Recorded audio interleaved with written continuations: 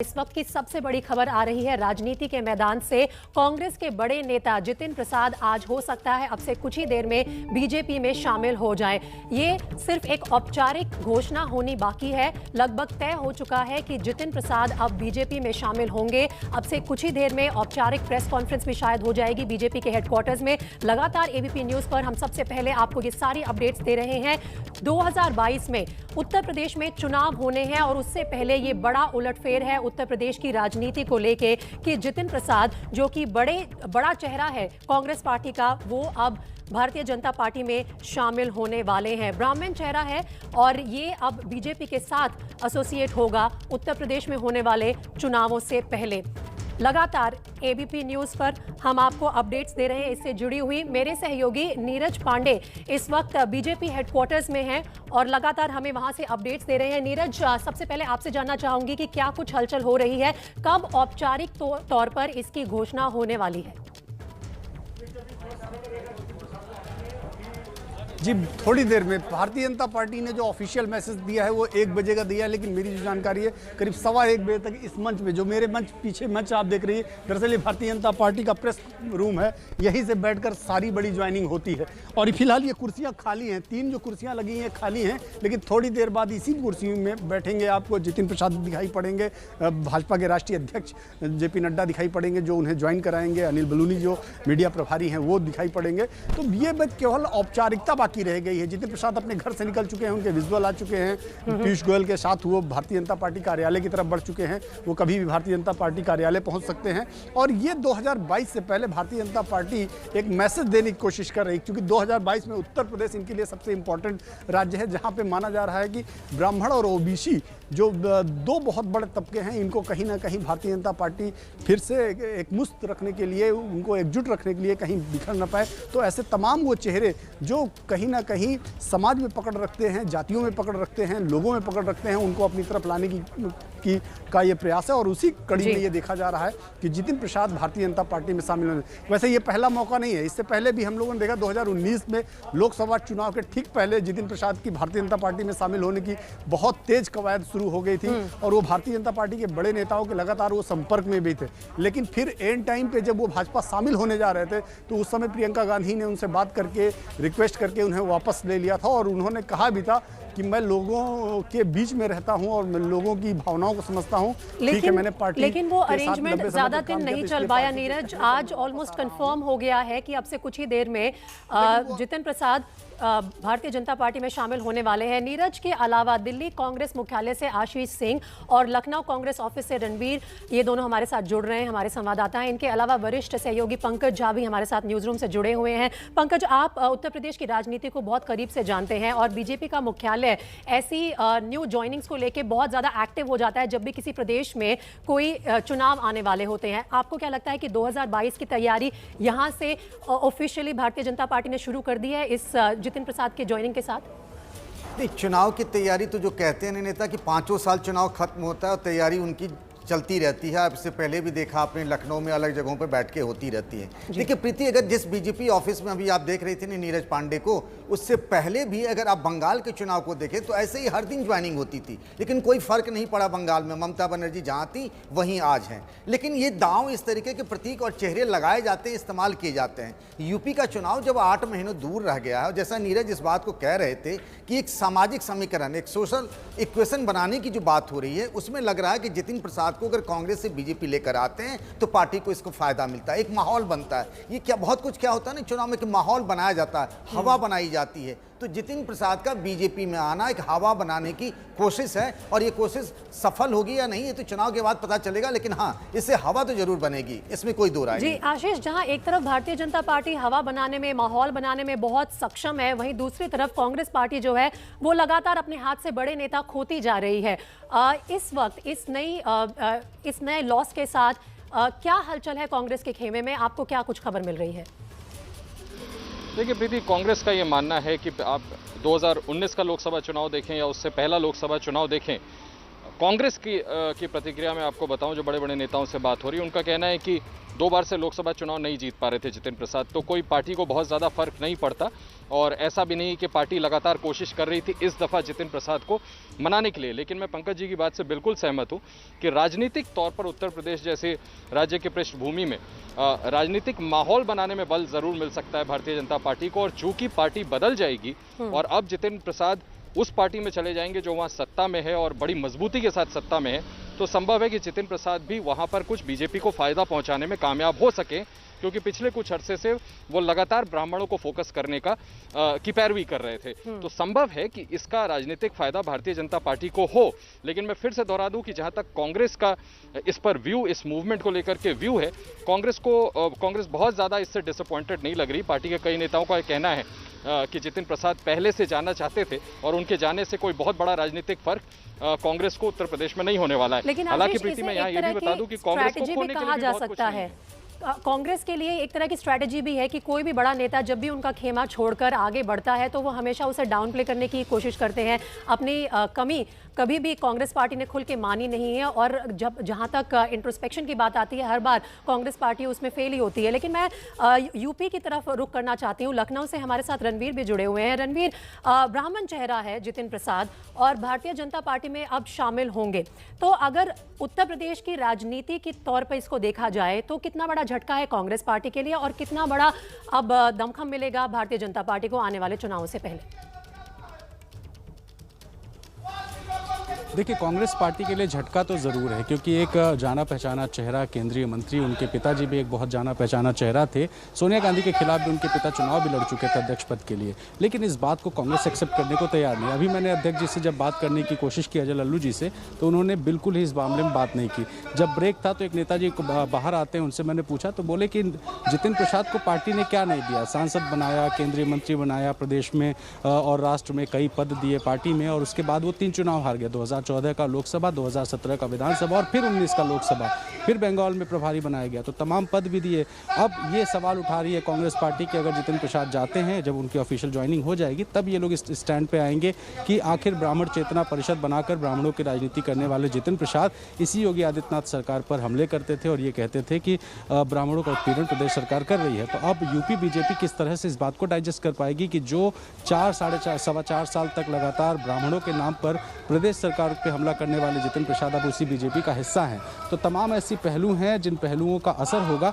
जितिन प्रसाद देखिए, बहुत एक ऐसा कोई प्रोमिनेंट चेहरा नहीं है जिसका पूरे प्रदेश में असर हो और ब्राह्मण उनके एक अपील पर पार्टी से जुड़ जाए। लेकिन ये ज़रूर है कि ब्राह्मणों का एक चेहरा कांग्रेस पार्टी में थे और जिस हाशिए पर कांग्रेस पार्टी है उसमें एक बड़े नेता का जाना पार्टी के लिए सेटबैक ज़रूर है। और असर जिस तरीके से 2019 में था उसी को सुधारने की कोशिश में कांग्रेस किसी को ज्वाइन तो नहीं करा पा रही है, लेकिन अपने पुराने चेहरों को खो यही रही है कि वो कभी भी इन झटकों को एक्नॉलेज नहीं करते हैं, मानते नहीं हैं कि बड़े बड़े नेता उनके खेमे को छोड़कर आखिर एक क्रिटिकल समय में दूसरी पार्टी में, भारतीय जनता पार्टी में शामिल क्यों हो जाते हैं। मैं एक बार फिर से जा रही हूँ नीरज पांडे के पास, जो कि भारतीय जनता पार्टी के हेडक्वार्टर्स में मौजूद हैं दिल्ली में। नीरज, इस वक्त फिलहाल वहाँ क्या हलचल हो रही है, क्या कुछ खबर आ रही है, कितनी देर में पहुँच रहे हैं जितिन प्रसाद वहाँ पर भारतीय जनता पार्टी के बड़े नेताओं के साथ औपचारिक तौर पर शामिल होने के लिए? देखिए प्रीति, भारतीय जनता पार्टी कार्यालय में हलचल बहुत तेज हो चुकी है। ये जो मंच देख रहे हैं, यहाँ पे फूल का गुलदस्ता भी आ गया है, पटका भी आ गया है। जो भाजपा के जो कार्यकर्ता हैं उन्होंने यहाँ पे पटका और फूल की जो गुलदस्ता वो लाकर रख दिया। अब केवल इंतजार है कि जितिन प्रसाद का भी यहाँ पहुँचे और इनको ज्वाइन कराए। तो हलचल बहुत तेज है। रही बात अब जितिन प्रसाद के आने से क्या फ़ायदा और क्या नुकसान होगा, तो उस पर मैं बात करना चाहूँगा प्रीति। सबसे बड़ी चीज़ अगर हम बात करें 2017 पर जाएँ, क्योंकि किसी भी भविष्य का प्रेडिक्शन करने के लिए आपको पीछे का माहौल जानना बहुत ज़रूरी है। 2017 में भी भारतीय जनता पार्टी ने उत्तर प्रदेश में ऐसा ही माहौल बनाया। बसपा से कई बड़े नेता तोड़कर लाए, कांग्रेस से कई बड़े नेता तोड़कर लाए और उसके बाद उनको चुनाव भी लड़ाया और जिताया भी, मंत्री भी बनाया। देखिए क्या होता है, कई बार जो बड़े नेता आते हैं किसी पार्टी में, भले वो कुछ कर पाएँ या ना कर पाएँ, लेकिन उनके आने से कई बार दूसरी पार्टी में समीकरण बदल जाते हैं। यही कुछ भारतीय जनता पार्टी भी करती है, हवा बनाती है, एक माहौल बनाती है और चुनाव को उत्सव की तरह लड़ती है। आप देखें पश्चिम बंगाल का ही उदाहरण आप देख लीजिए, 3 सीट पर भारतीय जनता पार्टी थी, लेकिन वो टीएमसी के कुछ लोगों को साथ में लेकर आए, उनके अपना कैडर था, सब दोनों कॉकटेल मिलकर करीब 77 सीटें उन्होंने विधानसभा में जीती। तो ये इस तरह की तमाम कवायदें भारतीय जनता पार्टी अक्सर करती है। दूसरे राज्यों में भी आप चले जाएं, चाहे उत्तराखंड में चले जाए, विजय बहुगुणा को लेकर आए, कांग्रेस के दूसरे नेताओं को लेकर आए और बाद में उन्होंने सरकार बनाई। हरियाणा में इसी तरह। तो ये जब भी कहीं विधानसभा चुनाव लड़ने जाते हैं तो विधानसभा चुनाव लड़ने से पहले उन तमाम संभावनाओं को टटोलते हैं, तलाशते हैं और उसको इम्प्लीमेंट भी करते हैं, जिससे कि विनेबिलिटी यानी कि चुनाव जीतने की जो प्रतिशत है, दर है, वो बढ़ जाए। तो उसी कड़ी में भी आप इसको देखिए, 5 साल के प्रयास की बात कर रहे थे पंकज भी। विकास भदौरिया भी इस वक्त हमारे साथ जुड़ रहे हैं, मैं उनके पास भी जाना चाहती हूँ और पंकज आपके पास भी लौटूंगी। लेकिन विकास, देखिए यही होती है तैयारी। भारतीय जनता पार्टी के पास उत्तर प्रदेश में बड़े चेहरों की कमी नहीं है, लेकिन फिर भी वो लगातार अग्रसर रहते हैं कि कैसे अपनी विनेबिलिटी को, जैसा कि अभी नीरज कह रहे थे, और बेहतर करें। और यही फर्क है शायद भारतीय जनता पार्टी की रणनीति में, राजनीति में और कांग्रेस की राजनीति में। देखिए बिल्कुल प्रीति, आप सही कह रही हैं। 10:30 बजे के आसपास जब मैंने ये खबर ब्रेक की तो उस वक्त बीजेपी के सोर्सेस ने ये कहा कि कांग्रेस के एक बड़े नेता हैं, उत्तर भारत के एक राज्य से आते हैं और आप इंतजार कीजिए, थोड़ा सा समय लीजिए, हम आपको नाम भी बताएंगे। यहाँ देखिए, आप चाहते तो उस वक्त नाम भी बता सकते थे, लेकिन पूरे धैर्य के साथ उन्होंने इस खबर की नब्ज को टटोला कि इसको मीडिया किस तरह से उठा रहा है, किस तरह से दिखा रहा है। और उसके बाद आपने देखा कि तमाम मीडिया हाउसेस ने इसकी होड़ मच गई कि इस नेता को पकड़ो, उस नेता को पकड़ो। लेकिन आप देखिए, पेशेंस के साथ आखिरी समय तक इस नाम को रोक के रखा, थाम के रखा और सही वक्त पे उसके नाम का ऐलान किया। और अब थोड़ी देर में यहाँ पर वे शामिल होने जा रहे हैं, मंच पर आ जाएंगे जितेंद्र प्रसाद। लेकिन हो क्या रहा है, आप देखिए, रणनीति में धैर्य का बहुत बड़ा योगदान होता है। आप रणनीति में संकेतों के जरिए और धैर्य के साथ किस ऑडियंस को टारगेट करना चाह रहे हैं, कौन से मतदाता को टारगेट करना चाह रहे हैं, ये बहुत महत्वपूर्ण होता है। जितेंद्र प्रसाद ब्राह्मण परिवार से आते हैं, 2 पीढ़ियों की उनकी लेगेसी। उनके पिताजी जितेंद्र प्रसाद बहुत बड़े नेता थे, पीवी नरसिंह राव के राजनीतिक सलाहकार रहे, उनका बहुत बड़ा उत्तर प्रदेश में नाम था। जितेंद्र प्रसाद ने उस लेगेसी को कैरी किया। ब्राह्मण चेहरा होने की वजह से बीजेपी में एक बड़े पूर्वांचल के इलाके में बड़े ब्राह्मण चेहरे की जो जगह है उसको वो ऑक्यूपाई कर सकते हैं। और जो अभी की राजनीति है उत्तर प्रदेश में, उसमें ऐसा लगता है कि ब्राह्मण वर्सेस ठाकुर में ब्राह्मण कहीं पीछे छूट गए। ये उस जगह को भरने की कोशिश है। अभी उत्तर प्रदेश के चुनाव के लिए वक्त है, तकरीबन 8 महीने बाकी हैं। इस 8 महीने में जितेंद्र प्रसाद सहित और भी कई ब्राह्मण चेहरे आएंगे और जो उस गैप दिख रहा है उस जगह को भर के बीजेपी अपनी एक जिसको कहेंगे कि नींव में जहां कमी है, जो कच्चापन है, उसको पकाएगी और मजबूत करेगी, ताकि चुनाव में जब वो जाएं तो जितेंद्र प्रसाद सहित और भी कई चेहरे हों जो वहां पर पूर्वांचल में बीजेपी के बड़े ब्राह्मण बेस को और ज्यादा मजबूत करें और वापस बीजेपी पिछले 2017 के चुनाव की तरह ताकतवर होकर उभरे और एक नए ऐतिहासिक रिकॉर्ड के साथ। राजनीति में ये सारे समीकरण बहुत बहुत अहम होते हैं। कहीं ना कहीं पंकज, मैं आपके पास लौटना चाहूंगी। ऐसा लगता है कि कांग्रेस पार्टी ना सिर्फ फील्ड पर, ना सिर्फ ग्राउंड पर अपना असर खोती जा रही है, प्लानिंग में बहुत पीछे छूट गए हैं। जिस तरह की कांग्रेस पार्टी की प्रतिक्रिया आ रही है जितेंद्र प्रसाद के भारतीय जनता पार्टी में शामिल होने की खबरों के बाद, क्या आपको लगता है अभी भी वो उसी अप्रोच के साथ बैठे हुए हैं कि आंख मूंद लीजिए, समस्या अपने आप सुलझ जाएगी? देखिए, कांग्रेस के कई नेताओं से जब मेरी बात होती है ना तो एक दूसरे भाव में होते हैं। उनका ये कहना है कि तैयारी करने, मेहनत करने से अचानक अपने आप, मैंने बहुत नेताओं से बात की, मैं जितेंद्र प्रसाद को भी उनमें शामिल करता हूं कि जब होना होगा हो जाएगा। वो इसका एग्जाम्पल देते हैं। 2009 के लोकसभा चुनाव में कहते हैं कि हमने तो कोई ऐसा बहुत बड़ा काम नहीं कर लिया था, लेकिन यूपी से लोकसभा में 22 सीटें जीत ली थी। अभी जो विकास बात करे थे, मैं 2 चीज़ें बताना चाहता हूँ प्रीति, आपसे साझा करना चाहता हूँ कि जितेंद्र प्रसाद भी कहीं ना कहीं कांग्रेस में हाशिए पर चले गए थे। वो 3 चुनाव लगातार हार चुके थे। वो G23 के सदस्य थे, वो रूठे हुए थे, उन्हें लग रहा था वो चीज़ नहीं मिल रही है, उन्हें बंगाल का प्रभारी बना दिया गया। अगर आप बीजेपी में देखिए तो बीजेपी में डिप्टी सीएम जो है यूपी में दिनेश शर्मा है, लेकिन वो ब्राह्मण चेहरा के तौर पर लोग उन्हें मानते नहीं है उस कदर। मोदी सरकार में मंत्री हैं कैबिनेट के, महेंद्र नाथ पांडे हैं, लोग उन्हें भी ब्राह्मण चेहरा के तौर पर उस तरीके से नहीं देखते हैं। बहुत सारे मंत्री हैं, विधायक हैं, सांसद भी हैं, लेकिन वो बात नहीं बनती है। तो उनको लगता यह है कि लेकिन उससे लगता है कि जितेंद्र प्रसाद के तौर पर वो एक नया प्रयोग कर सकते हैं, एक मजबूत ब्राह्मण नेता को वो प्रोजेक्ट कर सकते हैं, क्योंकि पिछले 2-2.5 साल से ब्राह्मण चेतना परिषद बना करके वो यूपी के अलग अलग जिलों में जाते रहे हैं। जी, और आशीष, कहीं ना कहीं ये कमी कांग्रेस पार्टी में काफी समय से रही है। चाहे कोई नेता आपको चुनावी तौर पर जिता रहा हो या ना जिता रहा हो, लेकिन वो अपने साथ एक बहुत बड़ी कॉन्स्टिट्यूएंसी लेकर आते हैं, आप उसे नहीं नेग्लेक्ट कर सकते। लेकिन इसी बीच बीजेपी ऑफिस से ये तस्वीरें आ रही हैं और यहाँ पर हलचल पुरजोर तरीके से हो रही है। कुछ ही देर में जितिन प्रसाद भारतीय जनता पार्टी के बड़े नेताओं के साथ वहाँ पहुँचने वाले हैं। ऑफिशियल प्रेस कॉन्फ्रेंस होगी, औपचारिक तौर पर शामिल किया जाएगा जितिन प्रसाद को भारतीय जनता पार्टी में। ये उनका काफिला है। लगातार एबीपी न्यूज़ पर हम आपको लेटेस्ट अपडेट्स दे रहे हैं। नीरज पांडे मौजूद हैं बीजेपी कार्यालय में दिल्ली के, और एक बार फिर से लौटते हैं उनके पास। क्या कुछ तस्वीरें आ रही हैं नीरज, जहां से आप रिपोर्ट कर रहे हैं? अब बस कुछ ही देर की बात है।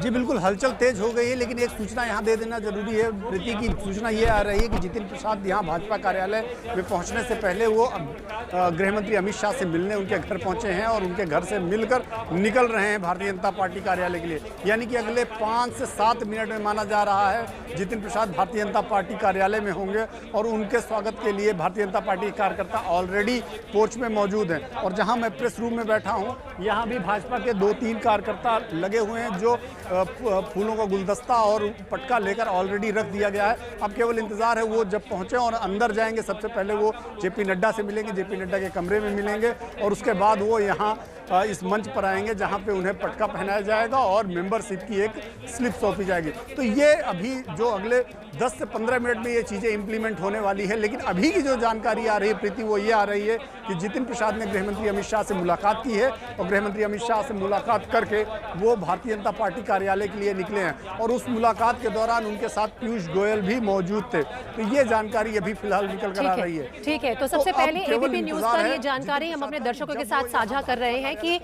अमित शाह से मिलकर जितिन प्रसाद अब बीजेपी मुख्यालय की तरफ बढ़ चले हैं और अब से कुछ ही देर में वहां पहुंचने वाले हैं। जी विकास, कार्यालय पहुंच चुके हैं। जो तस्वीर से कुछ सेकंड्स पहले हमने दिखाई थी वो बीजेपी मुख्यालय की थी और बीजेपी मुख्यालय में वो उस गेट की थी जहां से सिर्फ वीवीआईपी लीडर्स को, बड़े नेताओं को पहुंचने की, अंदर कार्यालय के भीतर मुख्य बिल्डिंग में घुसने की इजाज़त होती है। जितिन प्रसाद पीयूष गोयल की गाड़ी में बैठकर बीजेपी कार्यालय पहुंचे हैं और इस वक्त वो जेपी नड्डा के दफ्तर में जाएंगे, उनसे मुलाकात करेंगे और उसके बाद एक छोटी सी प्रक्रिया शुरू होगी जिसमें जितिन प्रसाद को बीजेपी की सदस्यता दिलाई जाएगी, उसकी पर्ची उनकी काटी जाएगी, 5 रुपए की रसीद होती है और उसके बाद उनको पटका पहनाकर मंच पर ही, जहां पर नीरज मौजूद हैं, वहां पर ये छोटी सी औपचारिक प्रक्रिया होगी। वे औपचारिक रूप से बीजेपी में शामिल हो जाएंगे। लेकिन इस वक्त की बड़ी खबर है, जितिन प्रसाद बीजेपी दफ्तर पहुँच चुके हैं, बीजेपी मुख्यालय पहुँच चुके हैं।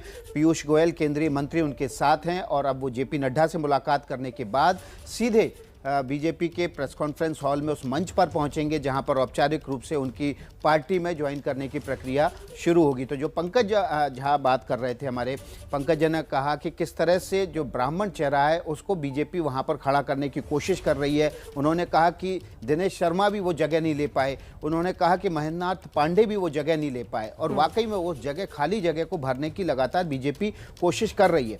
योगी आदित्यनाथ के मुख्यमंत्री बनने के बाद से ही लगातार पंकज झा इस बात को बहुत अच्छे से गहराई से समझते हैं कि किस तरह से वहां पर ब्राह्मण ठाकुर का डिवाइड हुआ था। उस डिवाइड को भरने की समय समय पर कोशिश की जाती रही। शुरुआत अफसरों के तबादले और पोस्टिंग से हुई थी और उसके बाद फिर धीरे धीरे ये लोकसभा चुनाव के समय इसको कम ज़्यादा करने की कोशिश की गई। महेंद्रनाथ पांडे को प्रदेश अध्यक्ष बनाकर इस कमी को पूरा करने की कोशिश की गई, लेकिन वो कमी जो ब्राह्मण नेता के, बड़े और धमकदार नेता की जो कमी थी वो पूरी नहीं हो पा रही थी। और यही वजह थी कि अब एक बार फिर से कुछ और ब्राह्मण नेताओं को बीजेपी में इंडक्ट किया जाएगा। मैं आपको बता दूं, आने वाले समय में कुछ और बड़े ब्राह्मण नेता अलग अलग पार्टियों से बीजेपी में, उत्तर प्रदेश के अलग अलग पार्टियों से बीजेपी में शामिल होंगे और जितिन प्रसाद उसमें से सबसे पहले पार्टी का रुख कर चुके हैं। 2019 में भी हालांकि जितिन प्रसाद के बीजेपी में शामिल होने की बातचीत चली थी, काफ़ी आगे तक गई थी, लेकिन आखिरकार फिर वो फॉर्मुलेट नहीं हो पाया, फॉर्मुलाइज नहीं हो पाया। जितिन प्रसाद बीजेपी में नहीं शामिल हो पाए, लेकिन अब विधानसभा चुनाव से पहले वो एक बार फिर बीजेपी का हिस्सा बने हैं और जाहिर तौर पर इसके पीछे एक बड़ी वजह है कि बीजेपी अपना विकास, जो तस्वीरें आनी शुरू हो गई हैं उस प्रेस कॉन्फ्रेंस हॉल से। मेरे ख्याल से पीयूष गोयल यहाँ सबसे पहले पहुँच गए हैं, साथ ही जितिन प्रसाद। और अब किसी भी वक्त औपचारिक तौर पर ये घोषणा हो जाएगी और वो फूलों का गुलदस्ता और 5 रुपए की पर्ची जिसकी आपने बात की जल्द ही कटेगी जितिन प्रसाद के नाम।